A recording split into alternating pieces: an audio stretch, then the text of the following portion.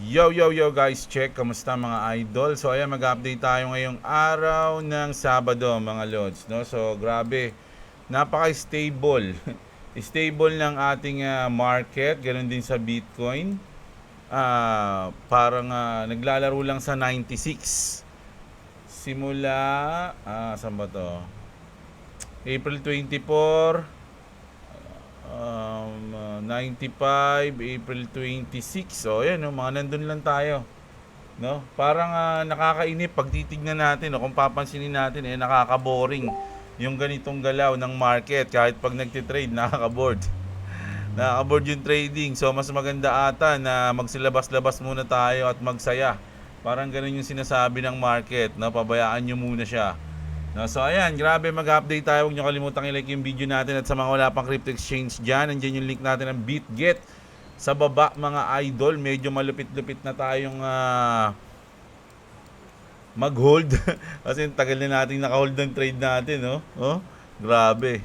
So ayan, mag-start na tayo. Umpisahan natin sa malupit na Fear and Greed Index. Oh, ayan, no? So kahit na medyo boring ang ating market, makikita natin na nasa grid yung peer index natin, no? Peer and Greed Index. 67, May 2, nasa 67 tayo, mga lodi, no? At medyo positive to sa tingin ko, mga idol. Palapit na tayo ng palapit sa FOMC meeting natin, which is 6 or 7.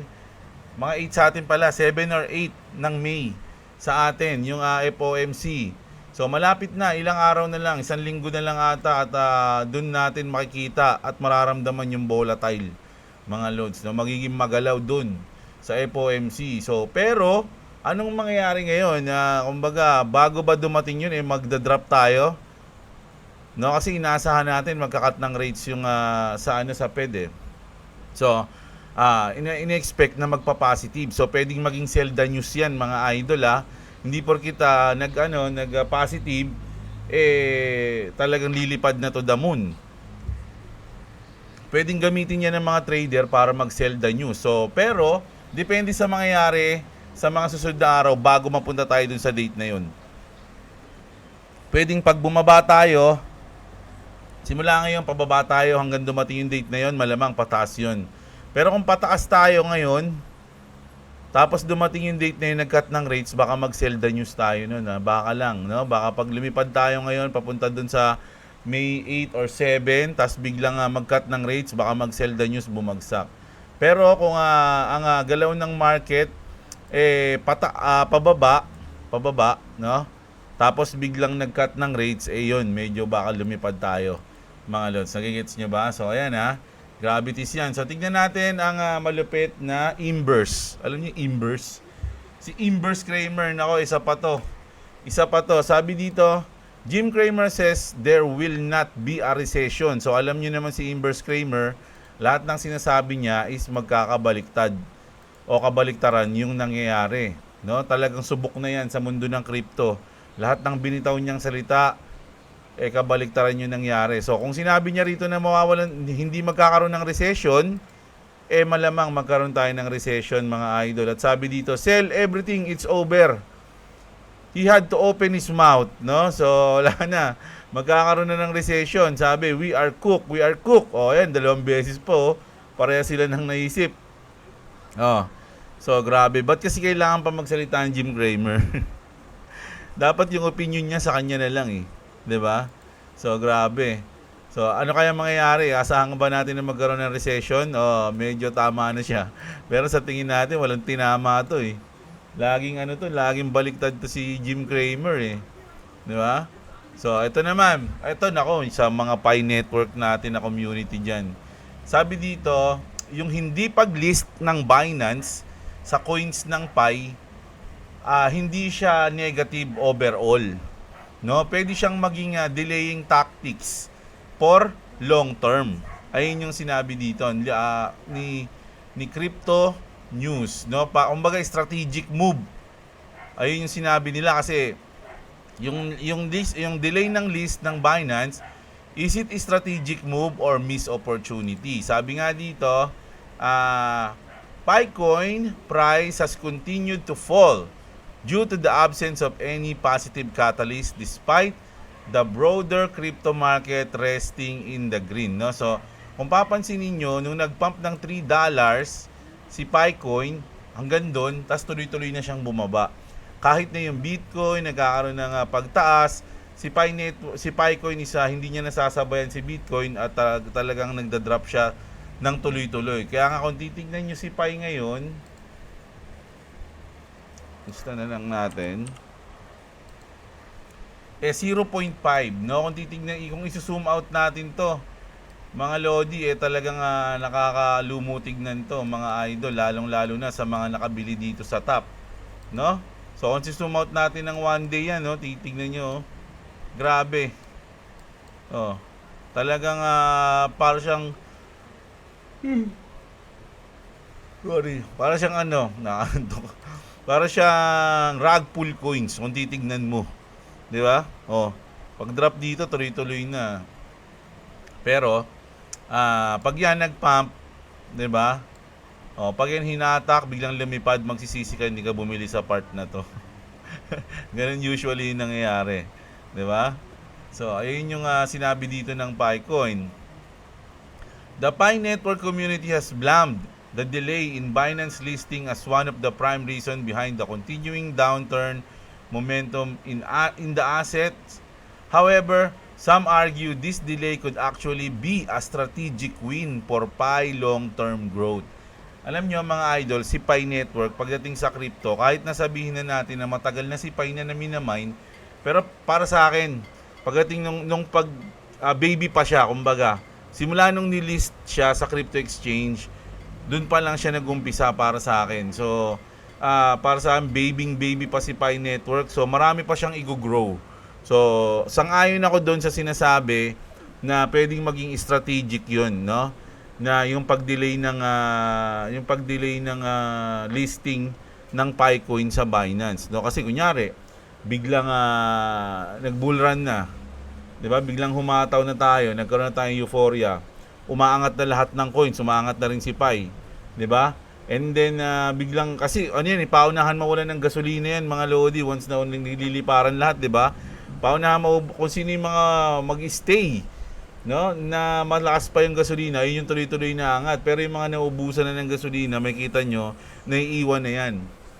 So kung sakaling lumipad na lahat ng coins, sasabay naman lahat yan, pati si Pi Network sasabay.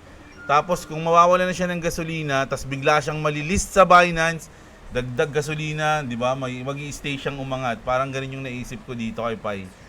'Di ba? So, para sa akin, kung may tiwala kayo kay Pi Network, sa Picoin o sa mga developers ng Pi, good to buy ngayon yung Picoin. Ganun lang sa akin. Pero kung wala, alam niyo na 'yan. Sabi ko nga sa inyo, do your own research. 'Di ba? Maraming kumbaga kahit na baby pa si Pi, pero dahil nga matagal na siyang minamine, marami na rin nagkakaroon ng knowledge kung ano yung mga project, partnership ni Pi. So, kaya nyo ng pag-aralan yan, i-research nyo na, di ba? So, ayun.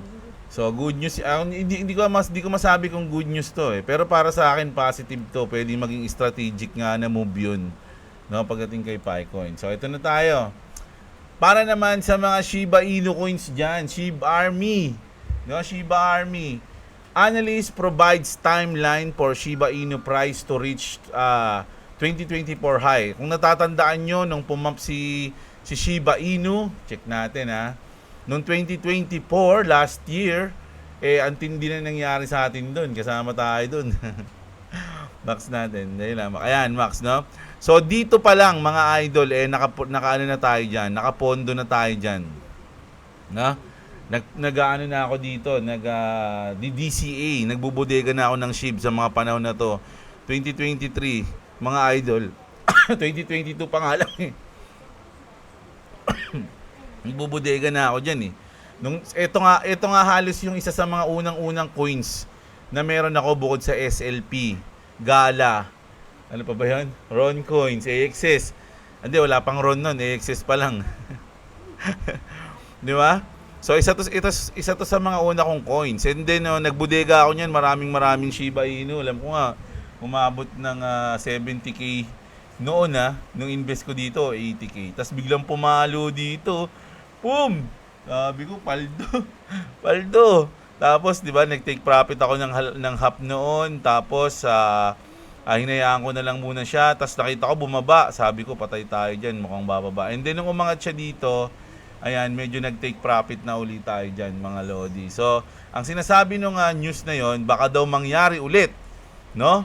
Yung pump, katulad ng 2024, na which is andito nga yan, no? February. Ayun yung sinabi dito, no? Yung reach ng high niya. Shiba Inu price remains under pressure this week as the recent rebound faced substantial resistance at of 0.415. While the coin's outlook is neutral for now, an analyst has identified a harmonic chart pattern that points to an eventual rebound potential to its 2024 high of 0.403. Such a move would signal a 147% surge from today's level. Ayun yung sabi, no? So, grabe. So, hintay kayo sa tingin nyo. Ako, nag-iipon lang talaga ako ngayon.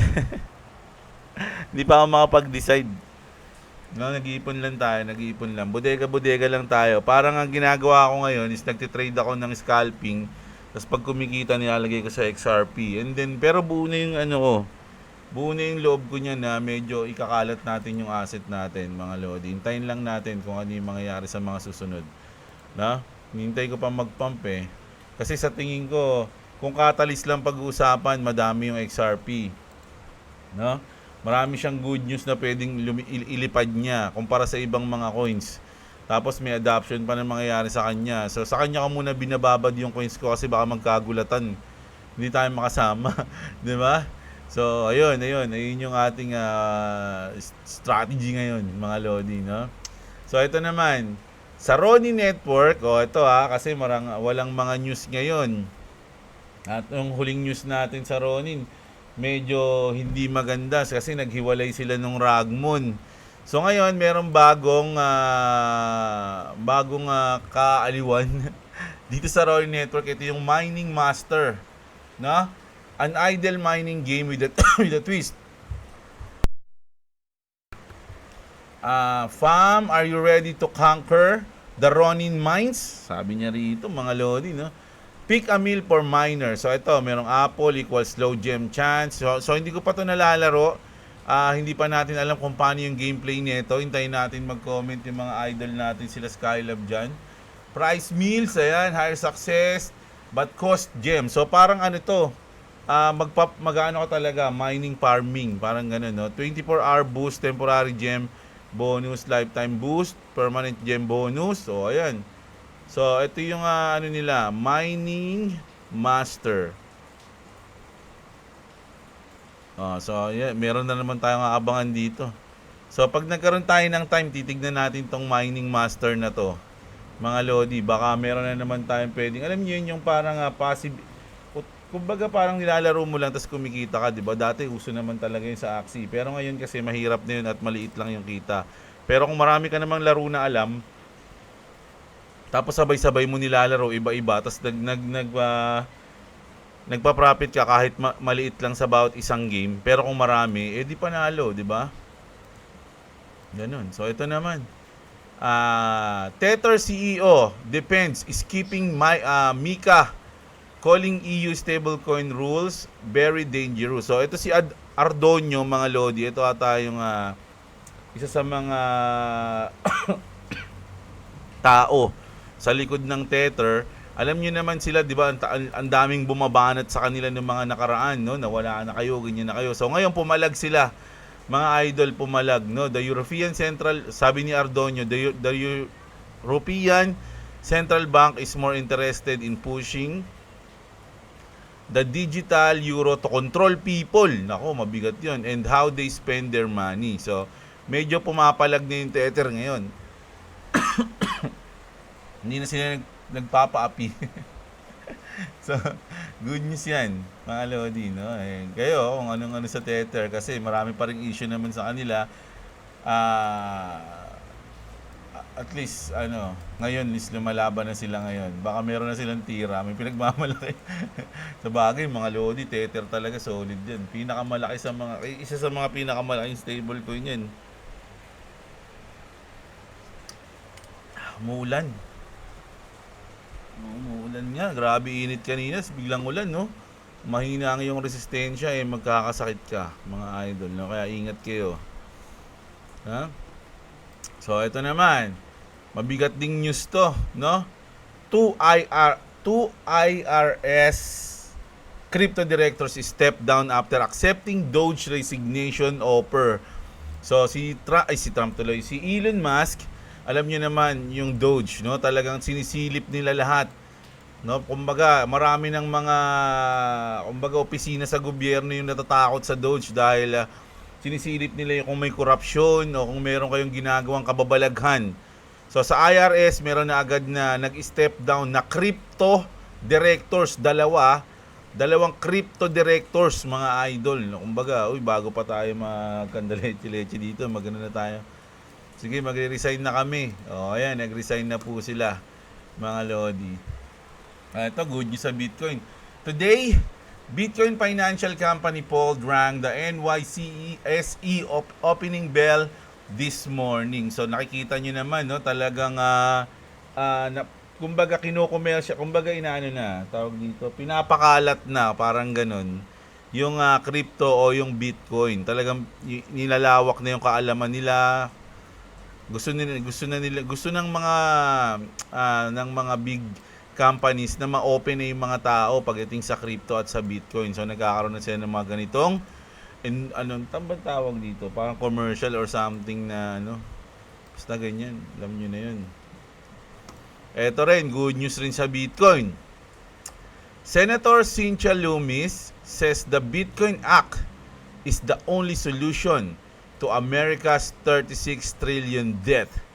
No? So yung utang daw ng Amerika na 36 trillion, ang makakasolve lang niyan ay ang Bitcoin Act.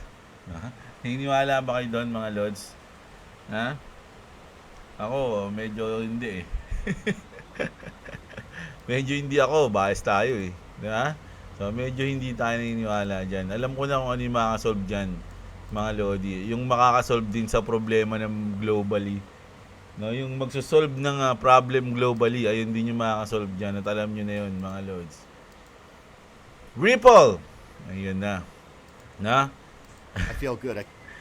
Si Stuart Alderotti. In the newest crypto, in 1 minute, Ripple's chief legal officer, Stuart Alderotti explains why the SEC dropped its appeal against Ripple in March 2025 and where the US is going with smart crypto regulation on the horizon. So, pakinggan natin to. Pero parang ito, importante itong mga dito, nasulat.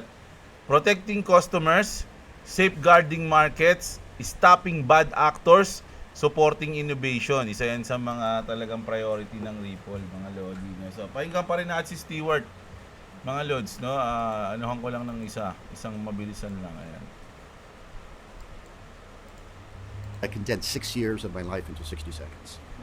Hi, this is Stu Alderotti, and this is Crypto in a Minute. So why did the SEC drop its appeal against Ripple? I think the real question is, why did they bring the case at all? The SEC has not only dropped its appeal against Ripple, they've now dropped every case against every crypto company in the United States. Why? Because the SEC has now admitted what we've always been saying, that you can't bring enforcement actions for violating the law without first explaining what the law is, and we never had clear laws, rules, and regulations regarding crypto in this country. So we're going to clean up the mess, we're going to get out of the courtroom, we're going to get back to running business, and we're going to now press forward, working with Congress, to get smart crypto regulation in place that protects consumers, that protects the integrity of the market, that keeps bad actors out, and most importantly, allows the innovation to flourish. So ayan, mga Lods, no? Unang-una yung pagkaso ng SEC sa Ripple, kumbaga nung una para magtataka ka, bakit ganoon? Anong kaso? Salbahe ba sila? Ganyan, may ginawa ba sila mali? Pero sa paghahanap natin ng news everyday simula noon, parang naisip natin o na-realize natin na yung pagkaso sa SEC is talagang para umislow lang sila, mag-slow yung progress ng Ripple. No, kumbaga sinadya yun ng mga malalaking tao. No, sa likod ng mga malalaking tao, may kumbaga sa kaso na yon is meron mga tao sa likod nun ng mga big time. 'Di ba? So, ayun yung naisip natin. Pero ngayon, syempre nagtagumpay ang Ripple at yun na lang, kumbaga tapos na yan eh. Nagtagumpay na yung Ripple, hihintayin na lang natin yung anihan. Kumbaga, anihan. Just be patient lang mga idol, no? Patient, just be patient. Be patient.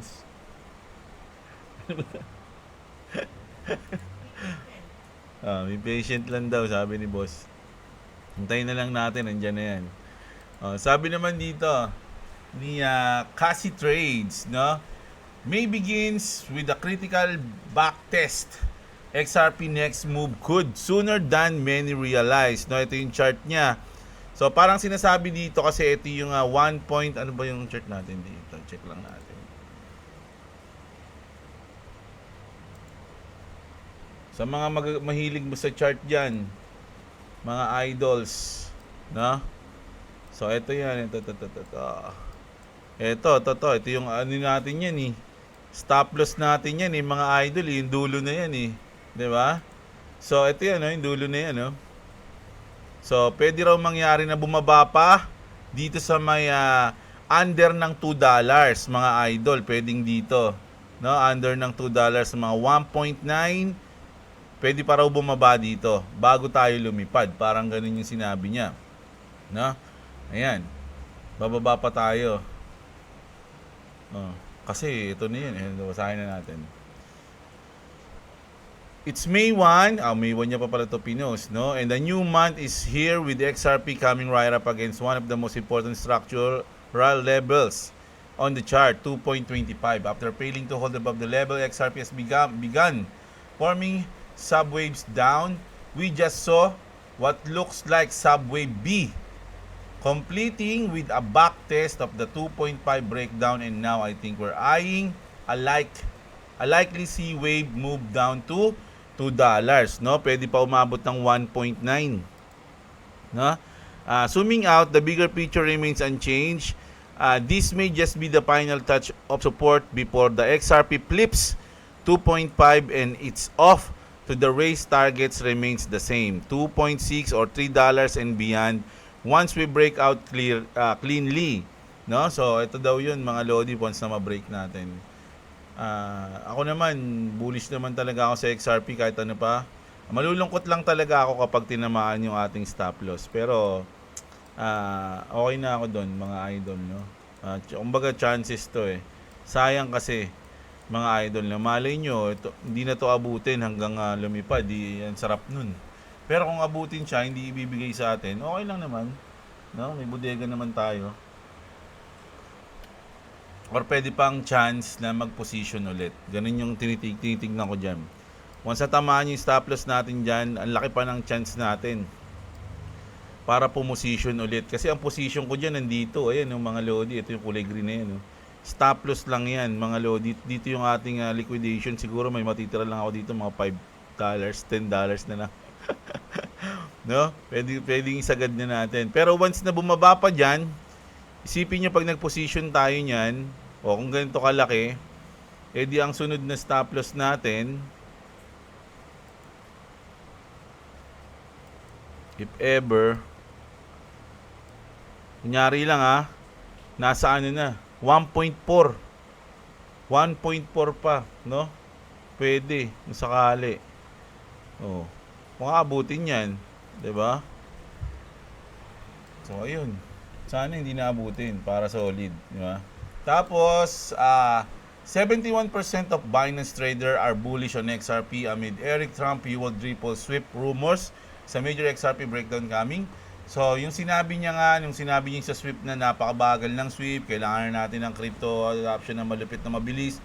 Alam na natin kung ano 'yon, sino 'yon. So marami naging bullish nun sa XRP. At ito, ang ganda ng sinabi dito ni Amelia. Sabi, eto kasi si Kuya, kilala nyo na yan Siya yung nag-post ng video noon na napakababa pa ng Bitcoin. 'Di ba? Ayan, nasa $100, no?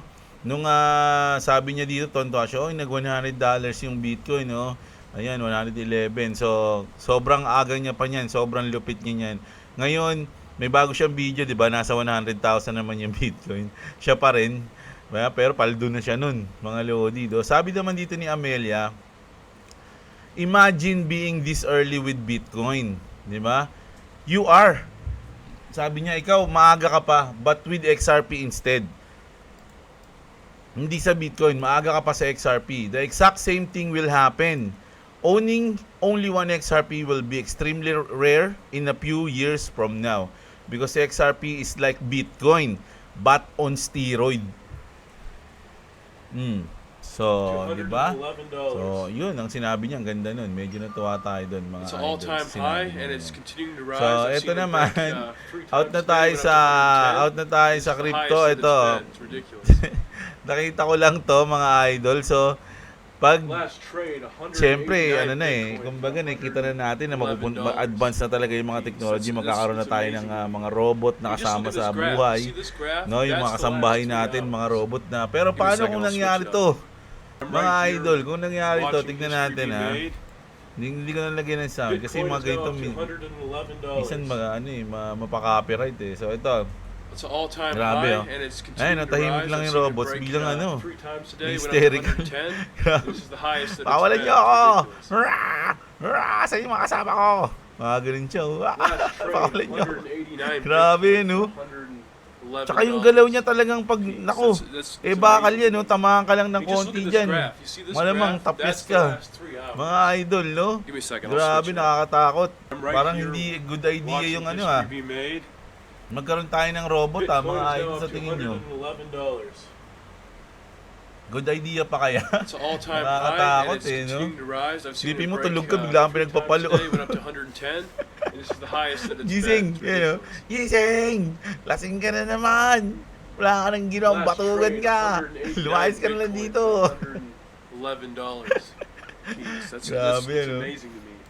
Ah, You ito, just look ito, at this ito. graph. You see this So, yung graph? GTA, That's the grabe, last 3 hinihintay hours. natin to. So, Give me a second, I'll na-delayed, switch no? it up. GTA right 6 here delayed to May watching 26, history be made. 2026. Grabe, take Bitcoin 2, is falls now up to 10% free $111. market. So, siguro talaga masyado nilang pinapaganda It's yung all-time GTA high, na and it's 6, continuing to mga rise. idol. I've Kasi seen it talagang break, kung titignan nyo 3 yung times GTA today, went up 6 to na 110. mga This trailer, is the grabe highest that it's talaga been. eh, It's no? ridiculous.